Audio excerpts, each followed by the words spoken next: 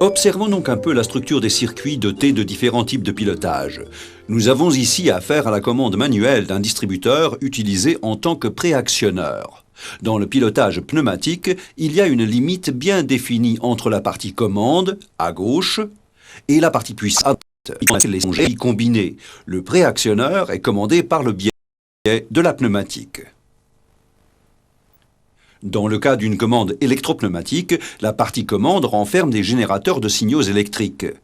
Dans notre cas, le traitement du signal n'est pas réalisé par un appareil spécial, mais par une combinaison d'éléments de traitement des signaux spécialement adaptés à la fonction.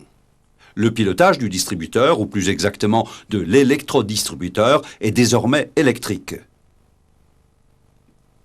Avec une partie commande électrique de ce type, il est bien sûr également possible de piloter une partie puissance hydraulique. Nous serons dans ce cas en présence d'une commande électro-hydraulique. Et maintenant, voyons un peu la pratique. Les éléments de la partie commande sont bien sûr répartis sur toute l'installation. Les éléments de commande, ici la touche de mise en circuit,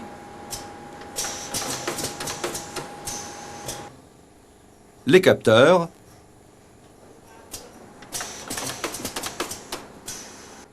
et les bobines sur les vérins pneumatiques fournissent à la commande de la machine des signaux électriques. C'est de là que sont pilotés les électrodistributeurs. Nous disposons donc ici d'une interface entre la partie commande électrique et la partie puissance pneumatique.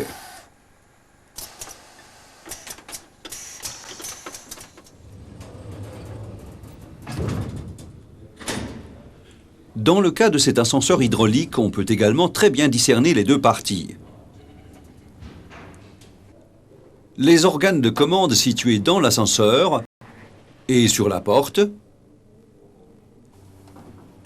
ainsi que les capteurs situés dans la cage et qui signalent la position de l'ascenseur, constituent avec la commande la partie commande électrique.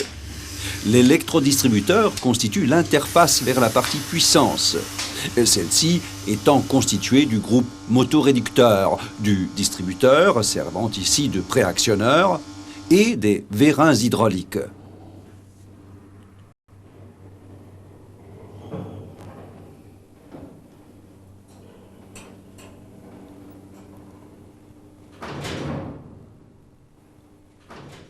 Ces exemples montrent également pourquoi on fait appel ici à des installations hybrides.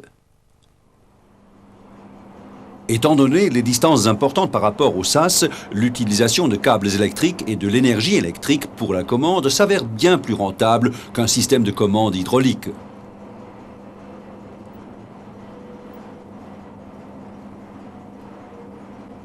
Sur des machines aussi complexes que ces automates d'assemblage, le choix d'une partie commande électrique ne se justifie pas seulement par le nombre impressionnant de câbles et appareils électriques. Seule une commande électronique sera en fait capable de traiter une telle quantité de signaux. Nous sommes en présence ici d'un exemple complexe d'installation électropneumatique. Dans le cas d'un ascenseur, la partie puissance doit faire face à des forces importantes, ce qui n'est pas bien sûr le cas pour la partie commande. Là aussi, la bonne solution sera donc d'opter pour un système hybride, l'électro-hydraulique. Autre avantage d'une installation dotée d'une partie commande électrique, lorsqu'on dispose déjà du courant électrique sur une installation, cela ne pose aucun problème d'y ajouter à moindre coût des éléments de supervision et de signalisation tels que vibreurs, lampes ou autres.